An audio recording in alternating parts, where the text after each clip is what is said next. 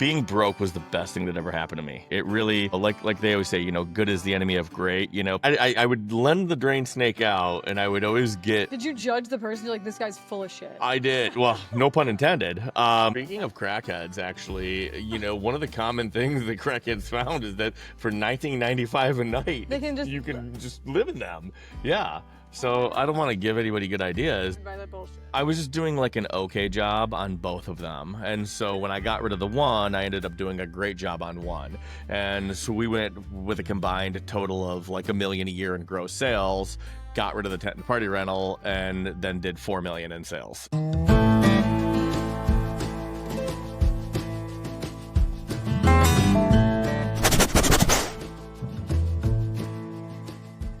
In today's episode, we're going to be talking to Andy Ward, the owner of Ward's Equipment Rental. This is one of the funniest episodes that I have recorded so far. My mic is kind of going in and out in the beginning, so just bear with me. It does get better, but trust me, you're going to want to hear the whole thing. This is one of those success stories that you're just not going to hear twice. All right, I'm going to start. So I'm here with Andy today, the owner of Ward's Rental Equipment. What's up, everybody? And we're really going to dig into some business things, probably some down the rabbit hole stories. Yeah, I do have a tendency to go down the rabbit hole with my stories. So tell me, in a nutshell. Sure. How did Ward's Equipment Rental exist, right? Yeah, so when I was 4 years old, my dad, he worked for Kmart, and he retired from there, we'll say, and he bought a little family-owned hardware store. Up till I was 16, he started a little rental section. He rented right-angle drills, wallpaper steamers, little handheld tools, and that was what I managed after... Oh, no. I thought that this would be kind of like a Zoom meeting where like it's okay to not wear pants. I'm wearing pants. Well, I'm glad that we didn't get through the first part of how Ward's Equipment Rental started. That's as ADD as it gets. Wallpaper steamers, yeah. So in a nutshell, after school, I would manage those. I would wrap the cords up, zip tie them, whatever. And my dad owned a strip mall right next door, and the tenant left. And so I'm like, Dad, why don't we move this section into the empty strip mall? So we did. We moved it over there, managed it, built it up for a couple years. I was then about 19, graduated high school, barely. I said, why don't you sell me this thing? And bought it off of them. I knew that the equipment rental had a ton of potential, and I knew that I didn't really want to build it up selfishly for somebody else. And I had a passion for it. Like there were no 2 days that were alike. And that really scratched my ADD itch, right? Yeah. So it was just that constant revolving door that happened organically, where I didn't have to like synthetically make shit happen to self-soothe, if that makes sense. It kept me not bored. It like at that time, the rental center I was not running, the rental was running me. And I kind of needed that in my life because I didn't really have the tools at that point to really self-regulate. You would have gone off track. I would have gone off track. Right, exactly. But this stuff was coming at me like as quick as I could. So I ended up buying it when I was 21 years old, I think was when I closed on it, and didn't really take it serious for the first 10 years.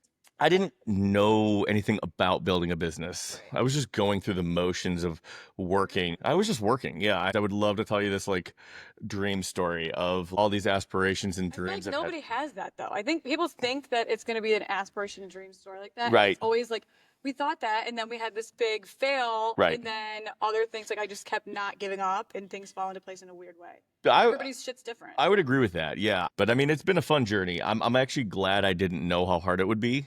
I don't know if I would have done it. I'm glad I did it now, but I'm also glad I didn't know because I didn't know how tough it would be.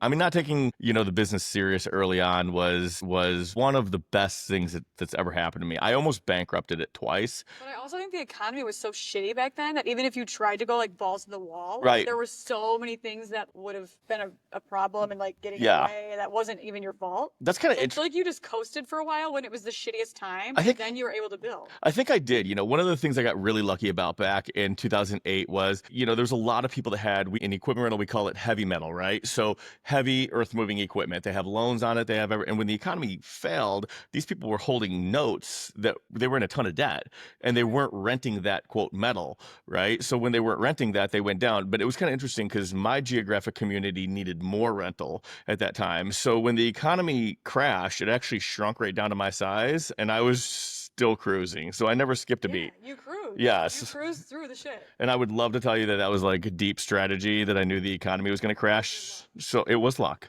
Yeah, it was luck. I've had a lot of lucky things in my life happen in equipment rental. Less skill than luck, but yeah, some pretty crazy things. Yeah. Tell me about when you almost tanked it. Oh man, when I almost tanked it.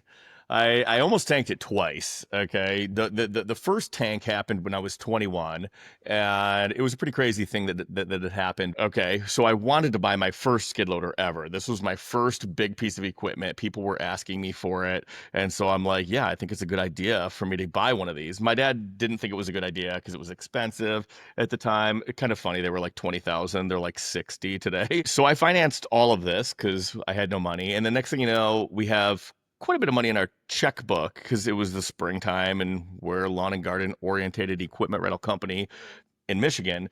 And I had $10,000 in my book. I never thought I had that much money in my life. And oh my gosh, loaded. Untouchable. Richest guy in Michigan, I think. I thought. I was going on vacations I couldn't afford.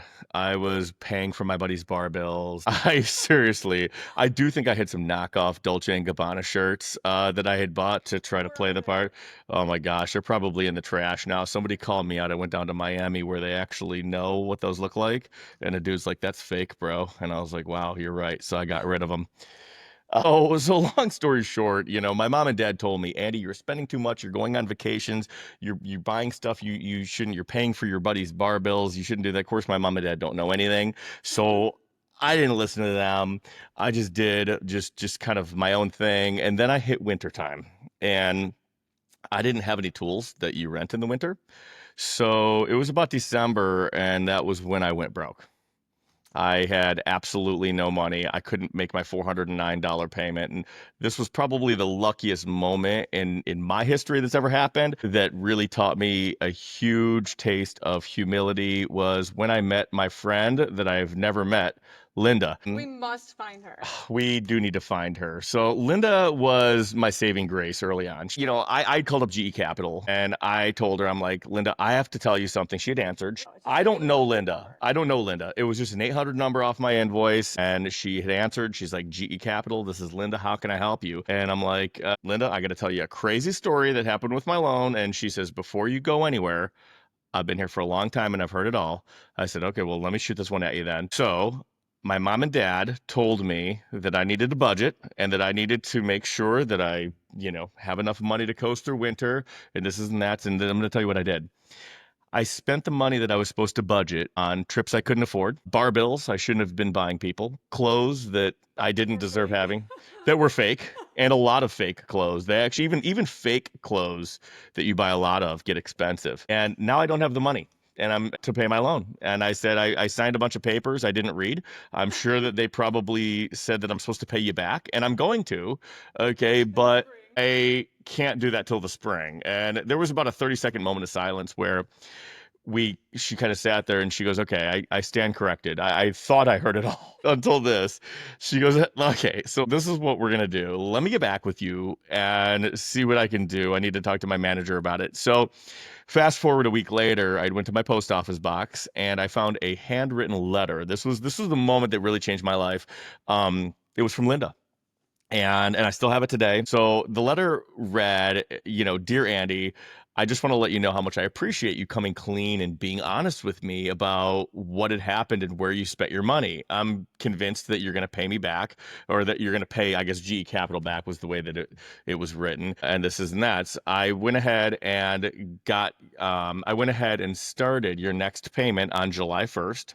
I canceled all of your aging debt and stopped all your payments until then. Good luck with your future endeavors, Linda. Yeah, so she put it off for 6 months for me. So she stopped all the interest, all the late fees, all the penalties, and everything. And what that taught me was, I had this moment of clarity where I decided to tell Linda actually what happened and tell her the truth, and it worked. And so I've used that thousands of more times in my life where, somebody said the other day, hey, why did you bring me a Bobcat track skid loader? I wanted a Kubota one. I said, I'm glad you asked. It's because I made a mistake. I wasn't paying attention and I should have been. So I'm going to fix it right now and I'm sorry. Yeah. That's it. What else is there? nothing. That's it. Like Linda taught me to be honest and if you make a mistake, whatever, that the truth sets you free. So I really want to find Linda bad. And now ever since then, you learned and you never screwed up that again. I have never screwed that up again. I've made other mistakes since then, but There would be no awards rental without Linda. being broke was the best thing that ever happened to me. It really, like they always say, good is the enemy of great. People who are good and are just average day in and day out, they're making their mortgage payments and they're making their bills and things like that. I mean, they have a hard time really skyrocketing to the top because they're comfortable, right? Good is the enemy of great. So I think you really have to be at rock bottom to slingshot.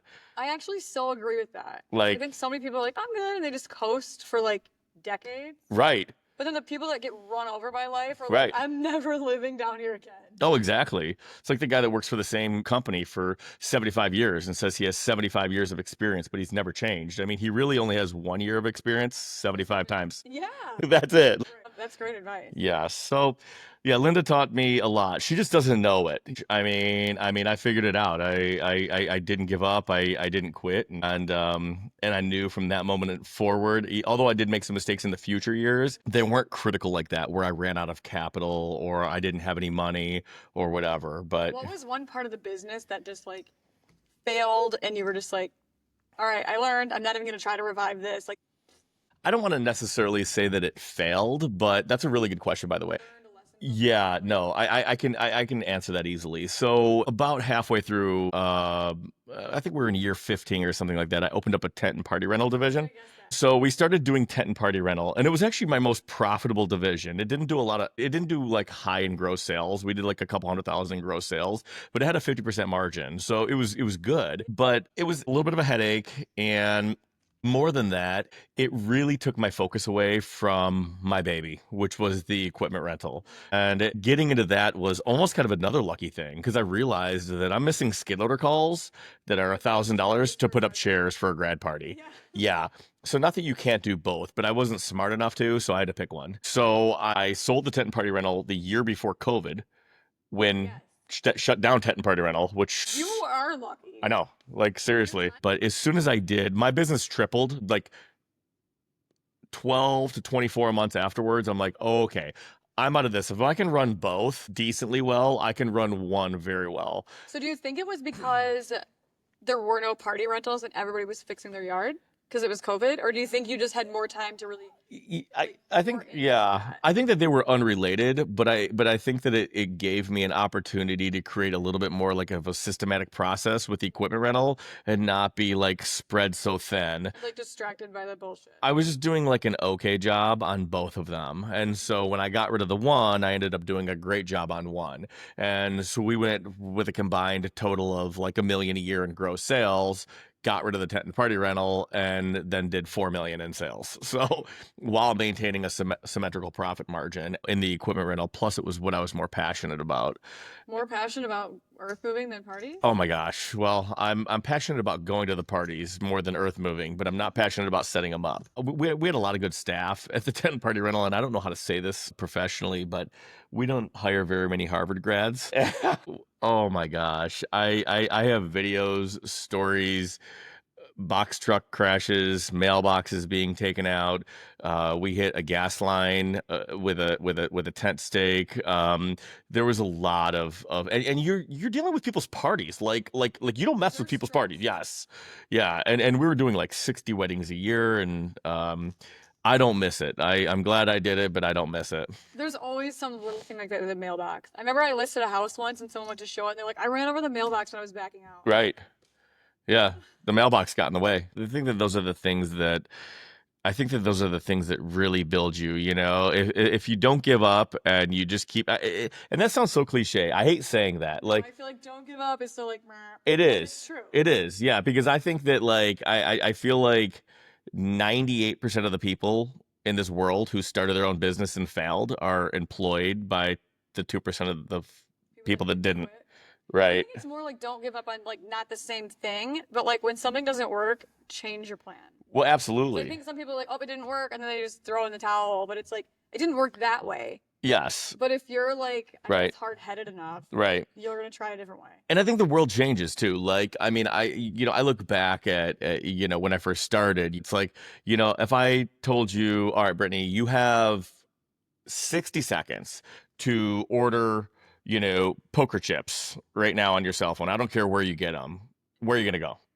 Amazon. You're going to go to Amazon, right? Why? You could go to ChatGPT and say, what's the cheapest? You could do that too. My point is, the world didn't used to be like, give it to me now, give it to me now, give it to me now. The world is so fast right now that I think it's important that like I'm obsessed with customer experience. That's my big thing. And like, so we've tried to migrate our customer experience to as seamless of an experience as possible. Like 8 words is better than 9 words. Like 7 words is better than 8 words. How do we streamline it so the customer service gets it fast? I think Amazon trained a lot of the world to have that instant gratification of what they want right now. And so I think that in any business that you do today, I think it's important to migrate to something that makes things simple. I remember the tent thing because I had the restaurant employees when you had the tent employees.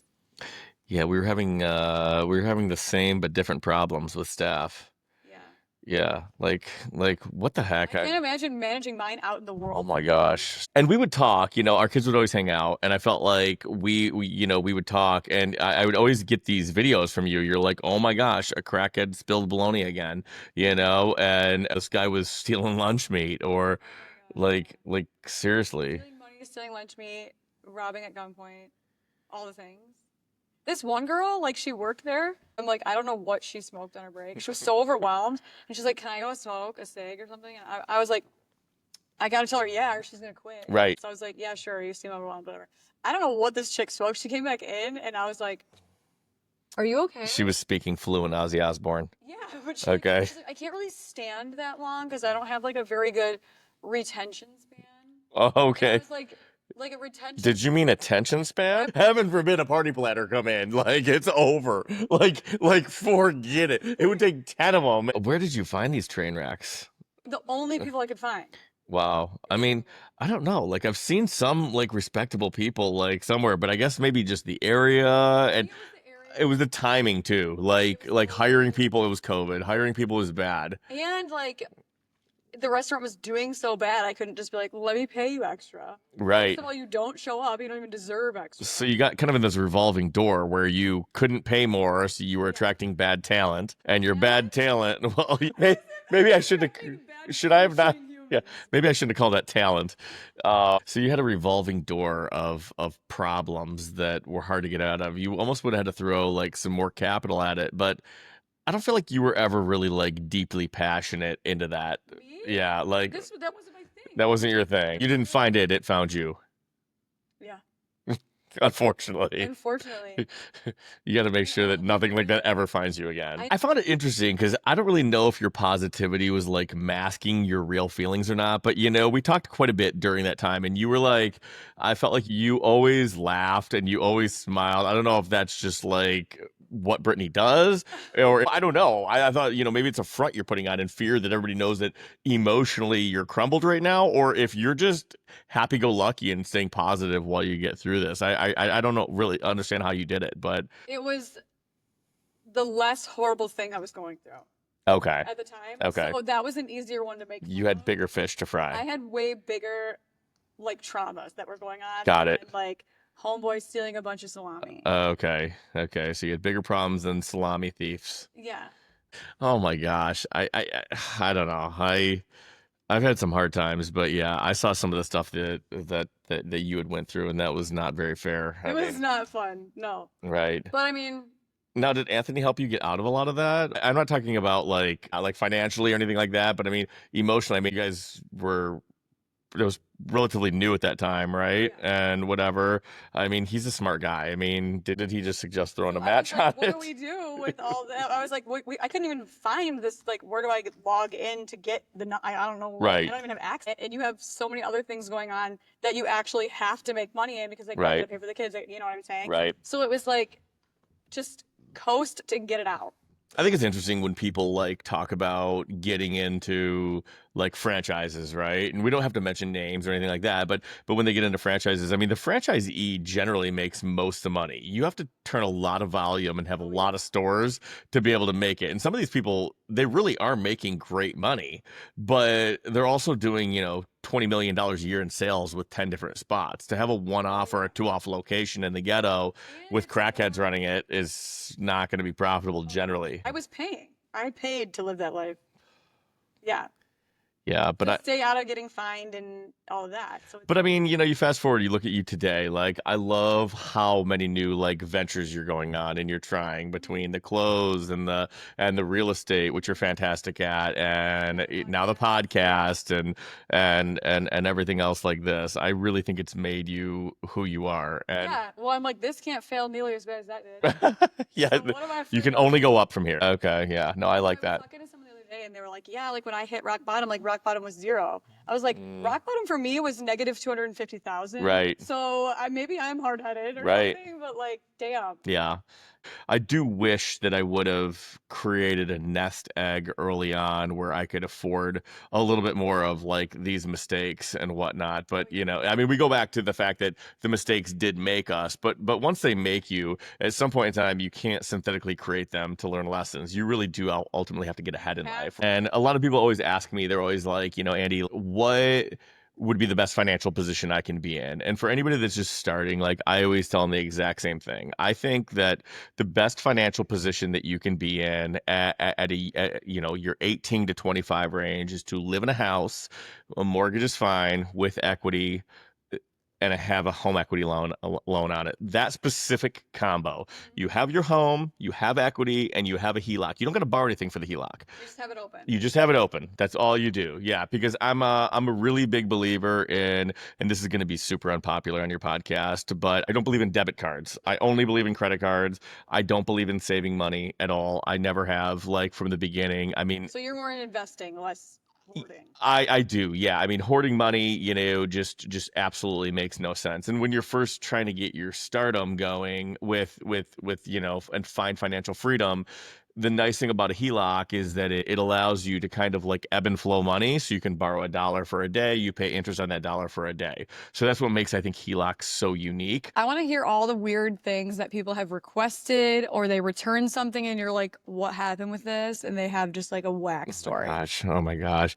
We've had a lot of them. I mean, equipment rental industry in and of itself is not for the weak. Nobody knows how to use it. And they're like, figure it out. It was just weird. I grew up in, like I had said earlier, in a hardware store. And so like growing up in a hardware store, when you sell a hammer, you just sell a hammer. That's it. Like there's just nothing else to it. Yeah. It's sold. You never see the hammer again. It's gone, But I mean, equipment rental world, it's just not as cut and dry, right? There's always little variables that come in and like things like that. One of the things that got returned pretty frequently that we don't rent anymore because of this were drain snakes. Yeah, I would lend the drain snake out, and I would always get. Did you judge the person? You're like, this guy's full of shit. I did. Well, no pun intended. Yeah. He's full of shit. Like, yeah. I came up with a line after renting drain snakes for a while. I'm like, I don't want this to come back with any more than it left with. Okay, like seriously. So we would give people bleach, or they had this thing called like lemon oil, like drain snake cleaner that they would go. But I mean, they gotta clean their own snake. Well, yeah, I'm not gonna clean their snake. Like, could you have a cleaning fee like for $25 extra? Oh my gosh, what do you charge for a shitty tampon on the end of a drain snake that you rented? Like seriously, I'm going after $35, okay? And I'm just like, this is nuts, man. I mean, they would bring back, I mean, Fearless. I mean, I don't know about they you, just drop it off. but I have to say, I think I would remove that before returning that towards equipment rental or somebody else. I mean, I guess if you were just leaving it in like a cubby and running away in the middle of the night. Yeah. You're physically handling Right, yeah, these were not after-hour drops. I mean, these were. Who cleaned those? Your bottom of the line guy? At the time that we rented drain snakes, I was, if you want to call it, the bottom of the line guy. Like, I can't lose an employee. So Yeah, one of the best days of my life when I realized that a power washer will get that clean without touching it. Okay. So yeah, I got this red tip on the end of a power washer, and we would we would spray people's shit off. But then occasionally you get back spray, and that would be bad too. So the day that we got rid of drain snakes, we actually had a party at the rental center, and we grilled steaks and made shrimp and everything else like that. Dude, the drain snakes were gone. Did you sell them or they had to be thrown out? No, I did. Someone bought them and you're like, you should right, want to know what this drain snakes has experienced. Yeah. I mean, the funniest requests that we ever used to get, and again, I hate to keep talking about the things that we don't do, but we were a U-Haul dealer for 20 years. So we haven't been for now, I don't know, five years now, but for some reason, people would always substitute the word feet for inch. Okay. Now you're probably like, what the hell are you talking about? People would call us up. So we would have 26-foot trucks, and people would call us up all the time. There's like, hey, do you have a 26-inch truck? Yeah. Or do you have a 14-inch truck? And seriously, like I knew what they meant, but I don't know why, but people would always ask that. So finally I went and got a plush little U-Haul thing that was 14 inches. And anytime anybody came in, they were like, do you have a 14-inch truck? I'm like, we absolutely do. And I'd slap that right on the table. And I'm like, this isn't that. They're like, I'm going to need something bigger than that. I'm like, then you meant feet. Okay. You meant feet. I don't know why. Like, seriously. This is not returning in good condition. No. He doesn't even know where he is. No. They call Did for. they wreck those? The U-Hauls? Yeah. Oh my gosh. I feel like I saw one flip on the highway. Speaking of crackheads, actually, one of the common things that crackheads found is that for $19.95 a night, you can just live in them. Yeah. So I don't want to give anybody good ideas, but it's cheaper than a motel. Yet. Yeah. There you go. Yeah. You can get a 14 or a 17 incher. Yeah. Yeah. No, but like seriously, these guys would rent these U-Hauls. I had one guy. Did you know, like, this guy's for sure just taking a nap? Gosh, some of them just the real good crackheads are actually better at stealing than the mediocre ones. Yeah. So like a lot of times what they did was, I had one guy that called me up and he was just like, yeah, we're going to go like 1,000 miles there and back. They were going to do a crackhead road trip. And I knew that they were, and normally we only held about $100 on their card. That was it. But we had the option to hold more. And so where were they going? Oh, dude, I don't know. I don't know where crackheads road trip, but so anyways, I authorized their card for $1,000 and I couldn't believe it went through. And then they quickly realized that I had held up their gas money funds to go anywhere. And returned it? Yeah, so they ended up being like, okay, well, hold on, I need that money back. And I said, that's no problem. When are you coming back? They said, well, this afternoon. And I said, okay, well, when you come back this afternoon, we'll refund your money. They were back instantaneously. Really? Yeah, because I had held so much money on their card, I mean. Not tell them? I probably or they thought it was like going to be charged and they were I think that they did. Yeah, a lot of people don't realize. I mean, we do reserve the right to boost up deposits and stuff if we end up getting bad vibes from people, and that happens a lot. The vibe check matters. Yeah, that's one of the things that I think that makes our platform so much more difficult than some of the big boxes is. The big boxes just have straight deposits. If you get a skid loader, it's a $4,000 deposit, and they're catering to those people that have the money to be able to do the larger contractors. Right. We do a lot of like homeowner contractor, small landscaper mix. Like they're paying for this because they don't want to pay right. for somebody else. Yeah. So yeah, we spend a lot of time behind the counter with a needle and thread, which is why it's so hard to. Your AI will help that. AI is going to help that. Yes. You just put them on that conversation. You're like, this is what I hate having. So right. Put the AI on it. I really hope that, yeah. So we haven't even really talked about Operation Randy yet. Operation Randy is going to be done in 2025, I hope. It's going to take, we estimate, between 12 and 1,400 man hours to be able to complete. But I am in the process right now of actually digitizing my brain, as bizarre as that sounds. And we are training a model that I only do 500 different things behind the counter. And when I say I only do 500 different things, it sounds like, well, that's a lot. But I do the same 500 things all day. I'm Yeah. explaining a fuel surcharge. I'm explaining this. I'm explaining that. So now I'm using this model, this AI model, to be trained to be able to answer the questions that I do every single day. I think that there will always be, actually, I don't even really want to say always. I think early on in AI, where we are right now, I think there's going to be those one-off things that you really just cannot accomplish with AI. It's going to be that unique, the other day we had a guy get a skid loader into a pond. Like, it was time sensitive. We needed to get that skid loader out of the pond, right? So I'm not really sure at this point in time I would want AI Randy to be handling that kind of thing. That's something I'd rather get on my desk so we can more strategically work through it.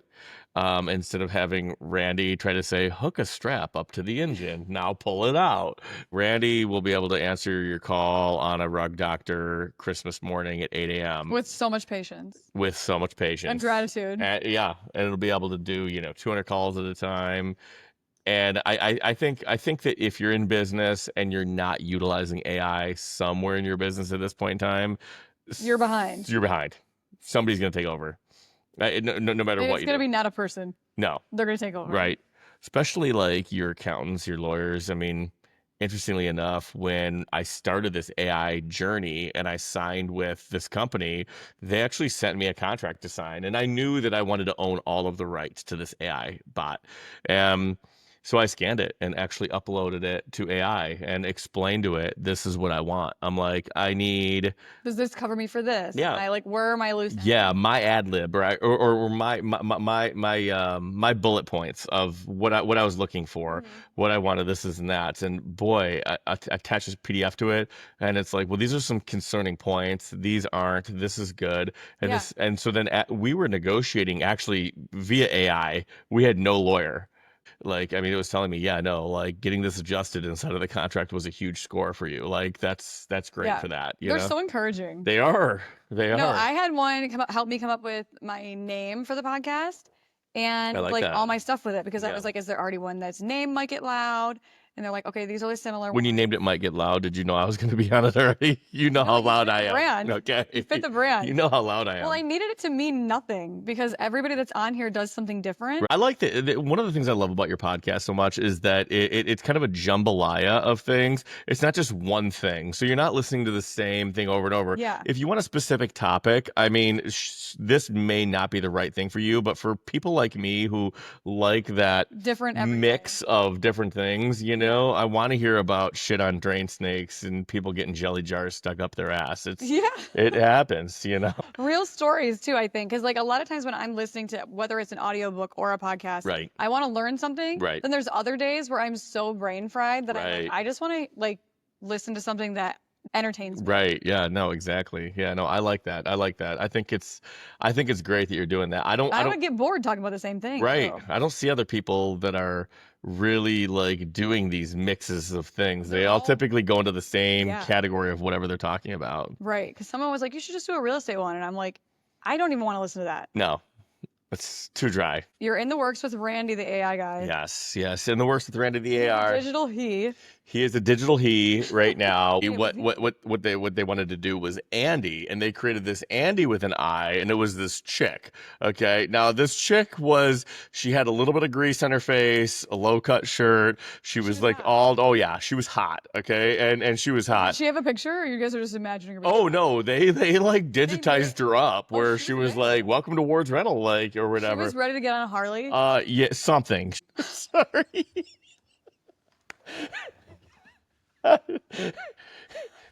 Okay. Wait, so why did you get away from her? There's too many Andys. I'm already confused. I felt like it was a little inappropriate and it took away from the professionalism of it. I thought a lot of our clientele would probably like it, but I thought 20% of our clientele would be distracted. Do you think that the what'd you say, 20%? I thought 20% would maybe be a little distracted or maybe offended. Really honed into that 80%, though, it would just go crazy. You may not be wrong. I mean, ponying in on the 80% may quadruple the business. That'd be 160, wouldn't it? Yeah. So we could just tell the 20 to take a leap. I'm sorry that our AI agent is hot. Too hot for you. Right. Yeah. So we take a lot of our measurables now and we put them into like a like an AI thing, and it really analyzes us and Yeah. spits out a really simple explanation of where we could do better, and that allows us to better target our market. Do most people get the insurance? The damage waiver? They they do. Damage waiver. We've always been How trained. much is it? Well, it's a percentage of your rental. Okay. So it's like 10% of your rental. And it's just kind of funny because we actually self-insure that. So we do collect a lot in damage waiver. So it allows us to, cover a catastrophic loss with cash in the bank if we had it. Wait, so this reminds me of I was in Mexico for a bachelorette party, and we went on like one of those 4-wheeling excursions. Oh, right? yeah. And so we like double up girls. I was Okay. driving. They like, always try to sell you that insurance. the insurance was $5, and Oh, my okay. cousin was on the back, and I was like, okay, whatever, $5. Yeah, Right. sure. Who knows what I'm doing? To this Right, right. So then we're driving, like they were kind of going slow, and I like looked at my cousin and I was like, should we hit these people in front of us just for fun? Right. And she goes, we paid $5 for the insurance. These are bumper cars. Oh my God. Sometimes you got to use that insurance to your advantage. It's the worst thing that someone's like wrecked. Oh man, I mean, we've had some doozies. We have a lot of small damages, like a lot of like $1,000 or under. People break hydraulic lines and things like that. But one of the worst ones we ever had was actually 3 weeks ago. And this guy had called me up and he said that all of a sudden he hit a spring. He was grading dirt. And then he hit a spring, and now this thing was like he was working on land, and the next thing you know, he was working in a lake. Wait, what? Yeah. Oh, Yeah. I thought you meant like a spring, like he like flung in the air. No, like water a water spring is what he said. And It was like a sinkhole? yeah, he said he was just working on flat land, everything was good, and the next thing you know, he was in a lake. Okay, and this isn't that. Something didn't sound right Did there. you go? I did. So we ended up going out there. We threw a lot of resources at it. It was a 3-day recovery. It was terrible. We had wreckers out there. We had telehandlers out there. It was like an hour away. It was so bad. And Do you have really, pictures? oh gosh, I have a lot of pictures. Can we Yes, use yes, we can. I got a lot of them. Can you like blacklist those people? Yeah, you do, but you have to be careful because you have to ask yourself, are they ever going to do that again, right? So this particular guy was really sorry. He was very humbled by it. He felt bad. So if I cut him off, I lose twice, right? Because now I've entered myself into a shitty situation for $62 insurance policy that I have to cover, and I'm not going to rent to him anymore. And I was convinced that this guy had learned his lesson. He was a younger kid. He was honest. Like you were his Linda? He was honest. He was honest. Yep. I learned a lesson from Linda. I was on the other side. I was Linda that day. Yeah, you were Linda. Yeah. That's what I'm saying. Yeah, I didn't rent him. So he's only allowed to rent drain snakes and wallpaper. Yeah, we got him down. Yeah, we restricted him from earth moving equipment for a little while, and Turd moving. yeah, he's now on turd moving, and he actually rented equipment for me today. He did? Yes, I actually like him. He's fine. He's a nice kid. He means well. He just made a stupid decision, and there was no spring there. He was just working in a swamp. Oh, really? Yeah, and he just got it a little bit over What his the hell head. was he digging? He was trying to like dig a pond, and it wasn't even the right equipment for what he was trying to do. And I explained to him, I'm like, you need a mini excavator. Mini excavators dig. Yeah. Skid loaders move dirt. So anyways, yeah, we ended Giving up him another chance. we gave him another chance, but Maybe Linda came out. I only have 12 guys that work for me. I had probably 8 of them at different times go out there.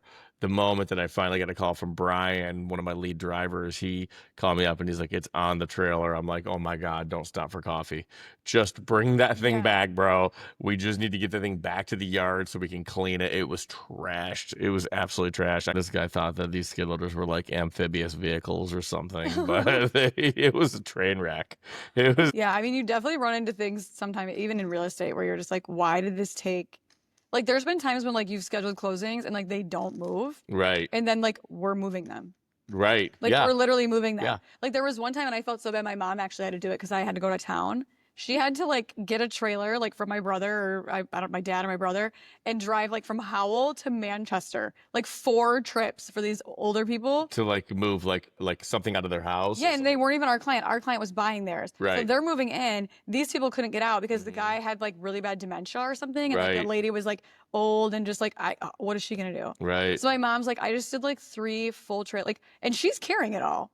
Yeah. They're not carrying it. Right. You put your mom on that? I was out of town. Oh my gosh. It's okay. She's put me through some stuff too. Oh, she okay? has? She's out of town. Okay, Yeah. that was payback then. No, I mean, I feel like we're both kind of the same where it's just like, you just get it done. But like, it's things that you're like, I'm not getting paid for this, but like, this is taking my whole day. Right. driving it across the earth and trailering you. But it's like we were doing it like for our client, obviously, because like they're trying to move in. Right. And like these poor people, like what were they supposed to do? Yeah, I think sometimes going the extra mile pays dividends in the future. I mean, Yeah. people will appreciate the fact that you're going to do that customer experience, but there's also a threshold too that Not for the wrong client. I'm Not like, for the wrong "Actually, you're client. really rude to me. I'm not helping you." Yeah. Yeah. Have you ever noticed sometimes it's the ones that spend the least that Oh, need yeah. the most? Oh yeah, We can sell like a $4,000 telehandler rental out to somebody like no problem at all. But if you want to rent a right angle drill at 9 a.m. on Saturday for a half hour, I mean, it's 6 phone calls. Yeah. They want to know what size chuck it and has, then whatever. it's your fault, whatever they Right, paid for. They're like, right. "Well, you made your money." Those are always the I people earned that my money, always the yeah. people that have the problems. I hate to complain about, customers, but they're always the people who have the problems. That's why I think it's important to monetize your time. Ever since I started doing that, I started divorcing some of these smaller items that became so problematic. Right. When I first bought the rental center, we had 190 items, 190 different rental items. Now you fast forward to today, and we're doing 40 times the amount of volume, 35 times the amount of volume we once were, and we only have 90 items. So we've dropped 100 SKUs Right. out of our stuff, and we do 90. So I'm just done better at less than being all Well, I think that's the 80-20 thing. Yes. Dump it all into your 80 and who cares about the 20? Some people were disappointed. Some of the homeowners were like, I really like that right angle drill you had, and I'm just like, and I appreciate that. You But could probably put on Facebook Marketplace, "Hey, does somebody Right. have this? I'll pay you Right. $25 to use it for the day." Right. Yeah. I mean, Should we pitch for them to find Linda? so I guess in closing, Yeah, our last request. our last request from everybody, It's a big one. it is a big one, It's doable. is we want to find Linda, the one who changed my life, the one who taught me that, being honest and telling the truth will set you free. Will the real Linda please stand up? You can follow Andy on Facebook at Andy Ward or see their website at wardsrental.com. One last favor, I would love if you liked this episode, subscribe and share it with someone you know.